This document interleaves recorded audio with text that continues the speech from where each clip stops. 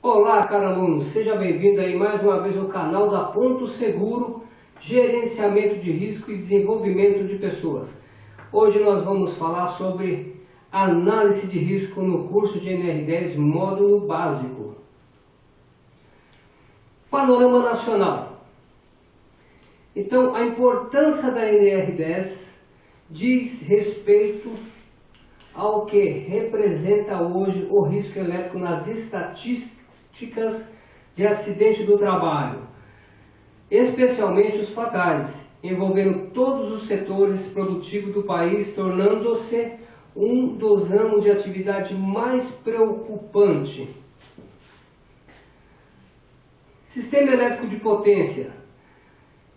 Nós temos sistema elétrico de potência, sistema elétrico de consumo. Então, um panorama geral para a gente relembrar das três etapas fundamentais da energia elétrica, da matriz elétrica nacional. Nós temos a geração, representado aqui pela hidrelétrica, e temos também outras formas de produção de energia, geração de energia, que são as fontes renováveis, as usinas fotovoltaicas, as biomassas, etc.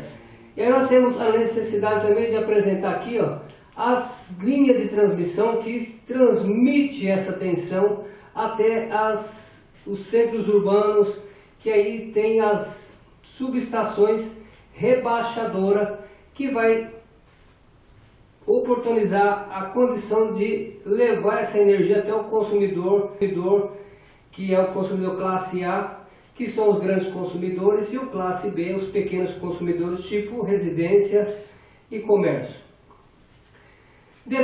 Definição, obrigatoriedade da análise de risco. Na norma NR 10.2.1 diz: em todas as intervenções em instalações elétricas devem ser adotadas medidas preventivas de controle do risco elétrico e de outros riscos adicionais, mediante técnica de análise de risco, de forma a garantir a segurança e a saúde no trabalho. Então aqui nós temos, introduz o conceito de riscos adicionais. Qual a diferença entre perigo e risco? Perigo, uma situação que pode ocasionar uma lesão, dano ao meio ambiente, instalação ou equipamento. É inerente à atividade, isto é, não muda, estará sempre presente. Então a gente pode dizer que perigo é uma energia, o potencial de causar dano sem nenhum controle. Tipo uma cobra, ela tem em si o risco inerente do veneno. Faz parte da cobra o veneno como um ingrediente intrínseco da cobra. O risco é a probabilidade, grande ou pequena, de um perigo causar uma lesão, dano ao meio ambiente, instalações ou equipamentos. Princípio geral da segurança. Então nós temos o princípio geral: autorização, proteção do trabalhador. Se faz por meio de equipamento de proteção individual e equipamento de proteção coletiva, EPIs, EPCs, ferramentas, situação de emergência, procedimento de trabalho, instalações elétricas, responsabilidade. Aqui nós podemos chamar que nesse contexto que nós temos três barreiras importantíssimas, que é a barreira de controle, a barreira de segurança, a barreira de suporte presente nessa informação. Perigo, fonte com potencial de causar dano. Risco, probabilidade de ocorrência do dano pela gravidade do dano. O risco é a combinação da probabilidade da ocorrência do dano e sua gravidade está associada aos controles.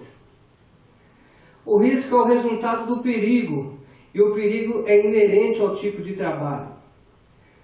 Passos da análise preliminar de risco. Primeiro, classificação das atividades de trabalho. Nesse momento você vai classificar essa atividade que você vai realizar. Aí essa classificação está relacionada exatamente ao que você vai fazer, às atividades que você vai realizar, que o trabalhador vai realizar. E depois de eu classificar esse espaço da atividade, precisa identificar os perigos, ou seja, qual que é o perigo que está relacionado ao passo que eu estou realizando em determinado momento. E determinar os riscos significa entender que risco que aquele perigo pode me oferecer. E quarto, decidir se o risco é tolerável ou não, ou seja, eu tenho nesse momento uma interpretação se é possível executar aquele trabalho. É claro, eu preciso preparar no passo quinto o plano de ação para o controle, porque é ele que vai fazer o gerenciamento desse perigo, me dá possibilidade de correr um risco tolerável. E aí nós vamos revisar adequadamente, a adequacidade do plano de ação, para ver se o nosso plano está contente com as medidas de controle. Análise sistêmica para avaliação de risco elétrico. Determinação das atividades. Então, vamos determinar qual atividade que vai ser. Por exemplo, vamos fazer a implantação de um poste numa zona urbana. É claro que se for um poste novo é uma situação, se for um poste abarroado que passou por uma colisão de veículo, é outra situação. Nós temos situações diferentes de acordo com a atividade. Situação de emergência. Perfil do profissional que vai executar o serviço. Tipo, método de trabalho. Então nós temos nesse trabalho um método que ele é chamado método à distância, ou seja, a rede está totalmente desenergizada no circuito elétrico. Nós não temos fonte de energia, não temos tensão e nem tensão com probabilidade de trabalho. Ou seja, ao haver um meio condutor que possa gerar uma corrente elétrica. O método de trabalho também ele tem uma característica chamada método ao contato, onde eu tenho uma energia, uma tensão e existe uma probabilidade de equipotencializar, de ter uma fuga dessa energia, desse potencial alto para um menor. Então eu tenho que fazer o controle através do método ao contato, através de isolações das partes vivas, do trabalhador, dos ferramentais, etc. Equipamento, materiais e ferramentas. Importantíssimo nós inspecionar, checar, verificar essa questão do material, os equipamentos e ferramentas. Isso antes de sairmos da base, antes de sairmos da nossa empresa, antes de chegar no trabalho, ter esse planejamento das atividades. O local, importantíssimo ter essa visão do local que nós estamos executando a atividade. Esse local diz muito sobre os riscos que nós estamos incorrendo. Influências externas. Importante perceber, senhores, essas influências elas entram muito e elas acabam impactando negativamente sobre o nosso cenário de trabalho. Potencial de dano é exatamente a capacidade da fonte de energia gerar um dano no trabalhador ou mesmo comunidade. A gente tem que levar em consideração. E aí nós estabelecemos os procedimentos. Qual que é o nosso espaço? Aqui no estado de Goiás usamos as instruções de trabalho. Recentemente, passado pouco tempo, trabalhamos com o procedimento operacional padrão ou POP. Esse procedimento vai nos dar um norte, ou seja, um pequeno caminho para partirmos com a equipe, dar um comando, ter uma liderança motivada a partir de determinadas ações para delegar atividade e tarefa aos comandados em determinado trabalho. Determinação do perfil profissional. Então nós temos o perfil profissional de acordo com o Programa de Controle Médico de Saúde Ocupacional. Não só isso, mas relacionado ao Programa de Controle Médico, estritamente nós temos a avaliação psicológica, onde é medido através de técnicas profissionais a capacidade, a motivação dessa pessoa no sentido de executar trabalhos perigosos como é o trabalho em potencial elétrico.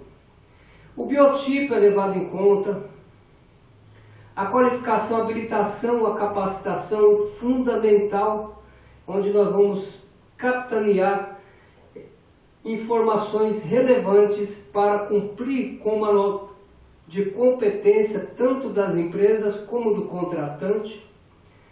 Saúde física e mental, fundamental, saber como é que anda a condição fisiológica e mental desse integrante. E o comportamento, que é avaliado no momento da avaliação psicológica, para ver agressividade, motivação, né, as variáveis do temperamento de cada pessoa frente às dificuldades que ele enfrentará no dia a dia. Então, condição para autorização de trabalhadores próprios e terceiros, ou seja, hoje chamado de parceiro. Então nós temos aqui os profissionais do grupo BA5, são pessoas, né, que estão autorizadas em fazer uma intervenção no circuito energizado. Então nós temos o grupo BA5, são profissionais qualificados e habilitados a interagir com eletricidade.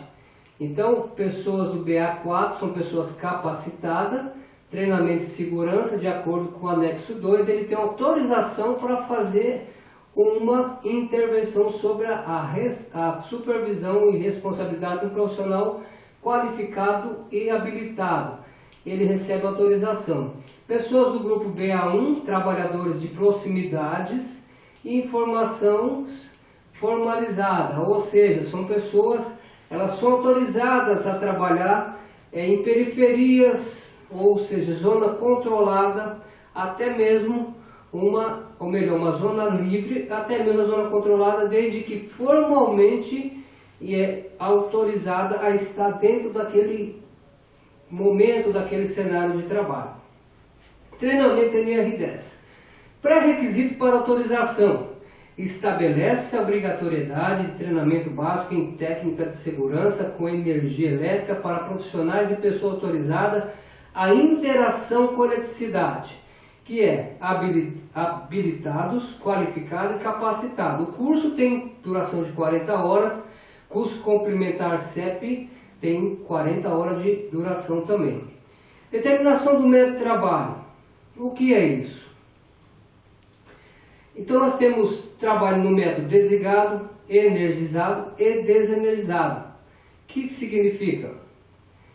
Contato é onde o trabalhador vai trabalhar com o circuito energizado, ou seja, ele vai usar de meios isolantes, de acordo com a classe de tensão, para ter o contato com, por exemplo, condutor, alça pré-formada, isolador, cruzeta, transformadores, bucha, múfula, quadros energizados, painéis, e, enfim, tudo que faz parte do sistema elétrico de potência ou distribuição, ele tem um contato, porém, com uma barreira de controle chamado método ao contato.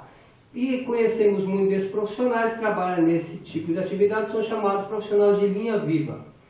E ao potencial. Esse método, a pessoa trabalha com o potencial junto a si. A energia, o potencial elétrico, ele passa a entrar no mesmo potencial, o trabalhador, do circuito energizado. É claro, longe de qualquer possibilidade de equipotencializar, ou seja, está próximo às estruturas ou alguma outra forma que possa ter uma diferença de potencial, ou seja, uma tensão no circuito, X tensão, e uma estrutura com uma tensão menor, ou fases entre fases com tensões diferentes. O trabalho potencial permite a pessoa ter o circuito, ou melhor, a tensão em si, sem que haja o risco de um acidente com energia elétrica.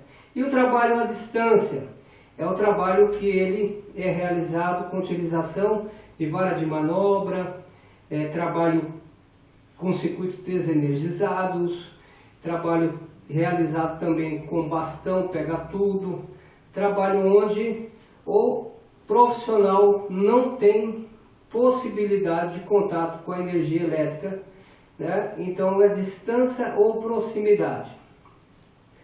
Padrão técnico da atividade.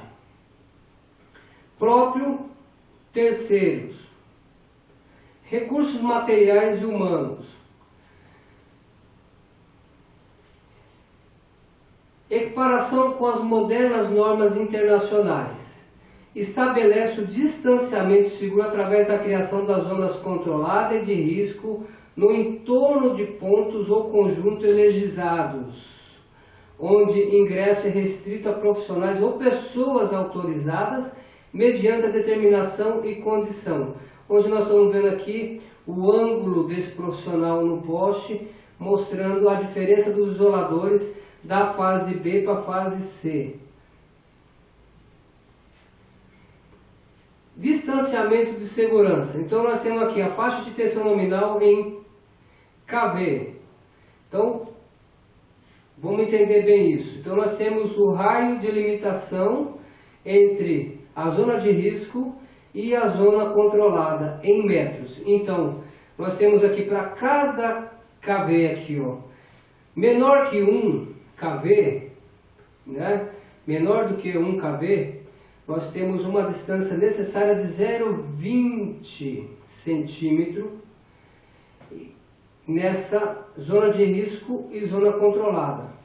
E aí nós temos o raio determinando na zona controlada e livre de 70 centímetros, ou seja, se tiver 70 centímetros entre a zona controlada, para 70 centímetros para fora, retirar dessa zona, nós temos o chamado zona livre.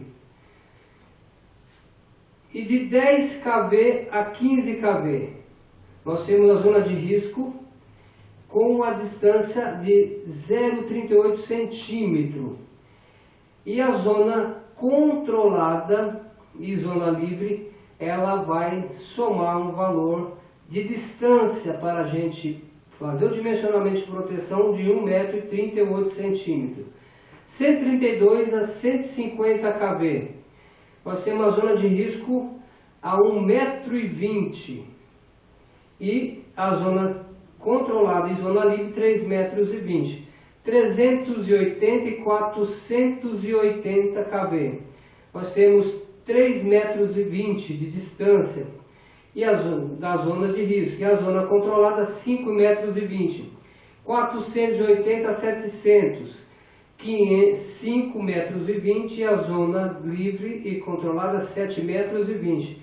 380 a 480, nós temos 3,20 m de zona livre e 5,20 m de zona, ou melhor, 3,20 m de zona controlada e zona de risco e 5,20 m de zona livre.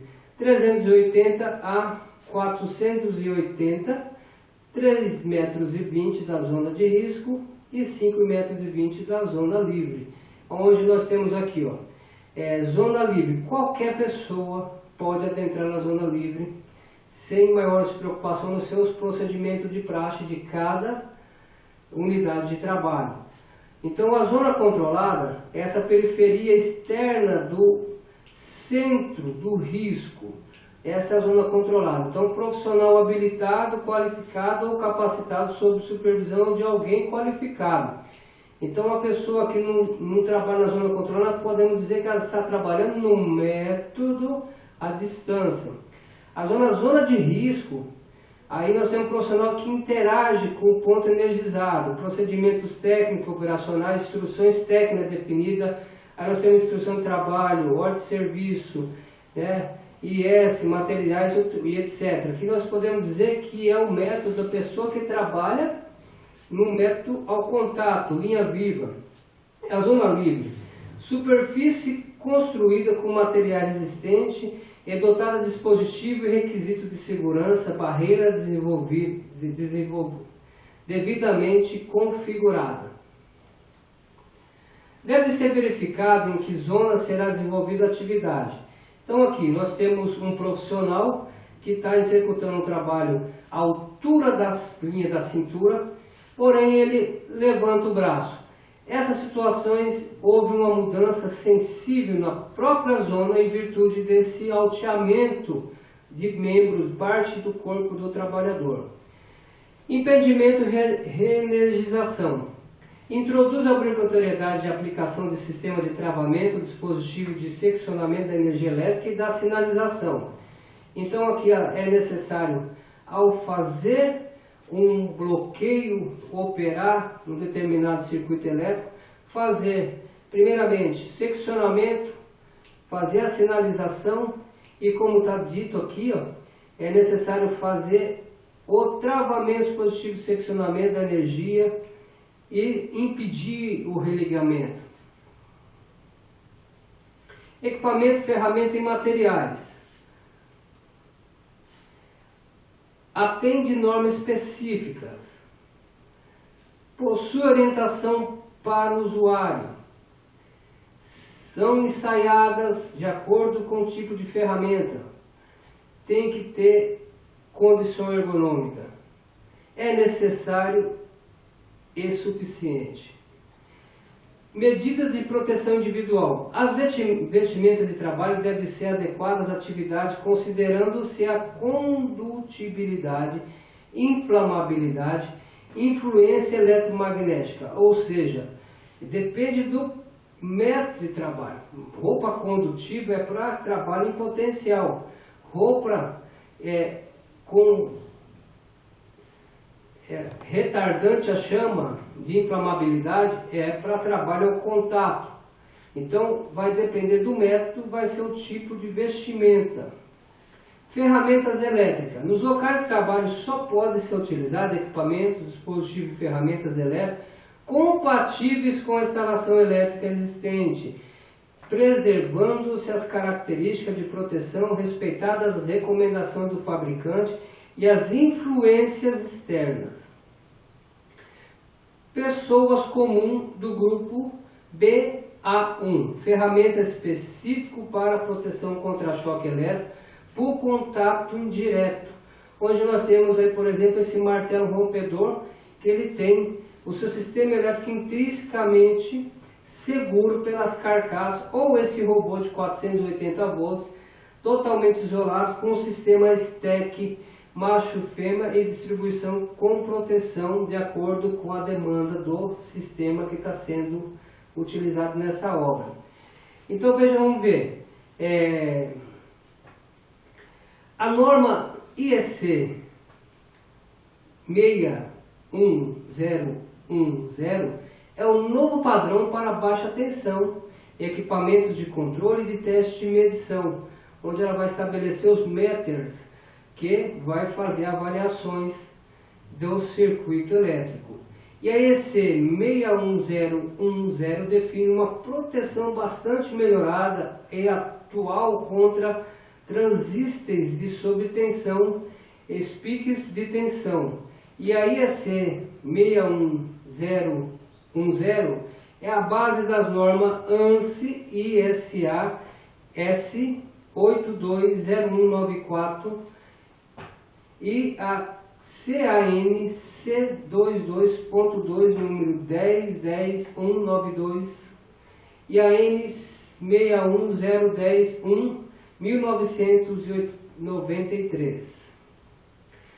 Localização das categorias. Então nós temos aqui, a categoria 1, B1, ele é aquele consumidor de energia através de equipamentos usuais de rotina, máquina de xerox, uma furadeira, uma batedeira, forno micro-ondas.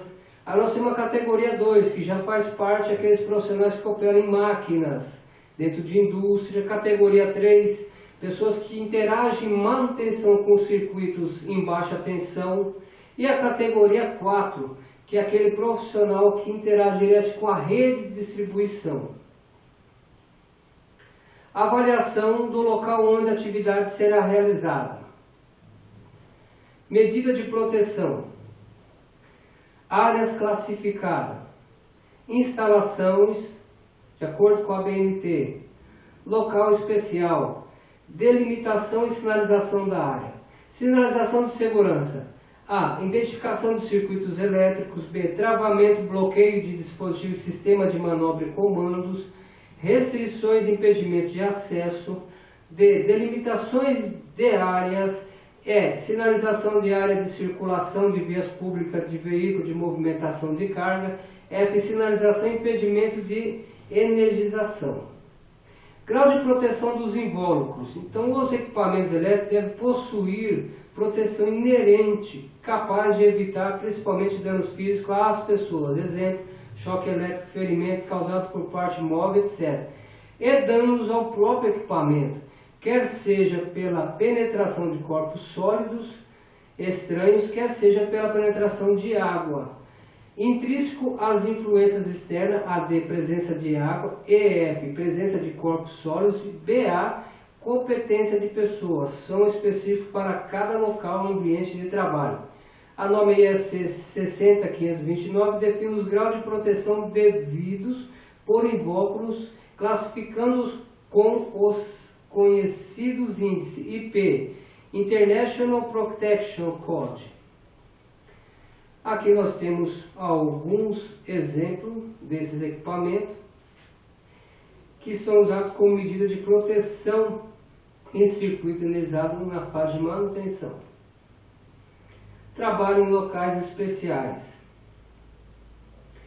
NR17 fala sobre ergonomia e tem tudo a ver com o profissional na área de manutenção, porque a acessibilidade aos circuitos elétricos e a posição de trabalho, ela interfere muito na questão de desconforto corporal desses trabalhadores.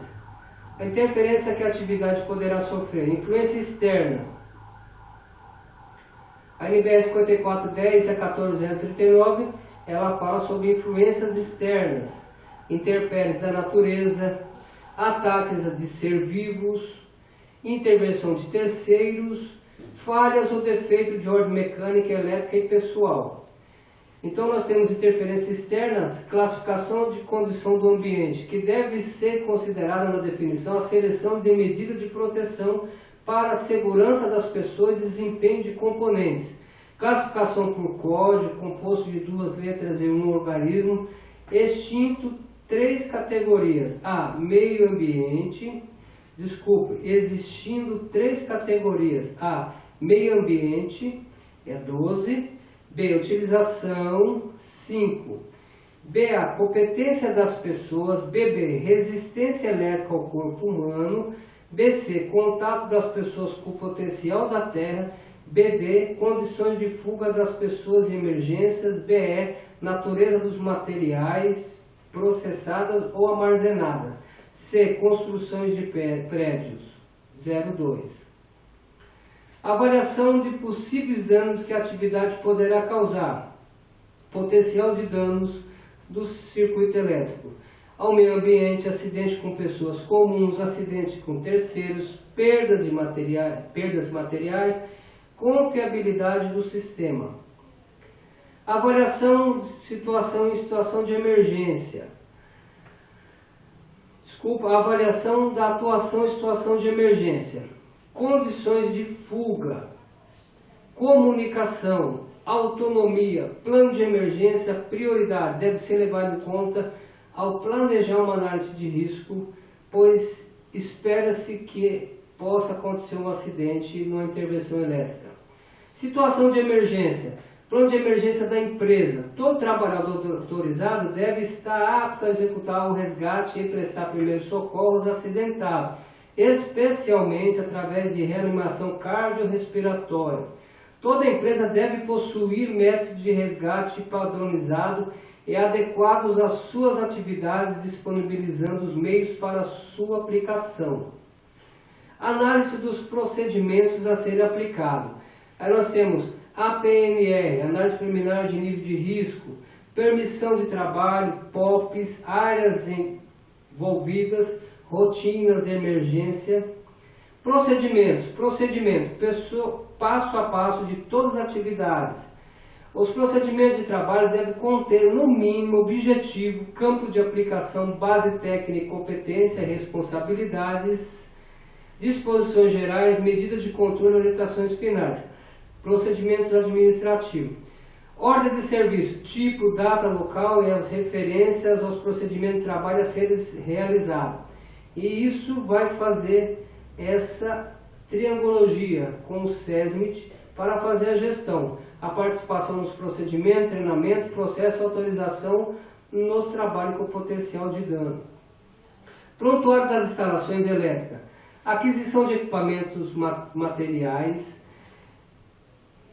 capacitação, qualificação, autorização, análise do risco da atividade, elaboração de POPs e ordem de serviço, emergência, procedimentos administrativos, especificação de EPIs e EPCs, auditoria, ensaio e teste de equipamento, manutenção preditiva, preventiva, adequação das instalações, laudos técnicos, e isso vai fazer com que seja um processo chamado PDCA, que vai ser uma implantação continuamente, para que haja um trabalho a contento com a gestão de segurança.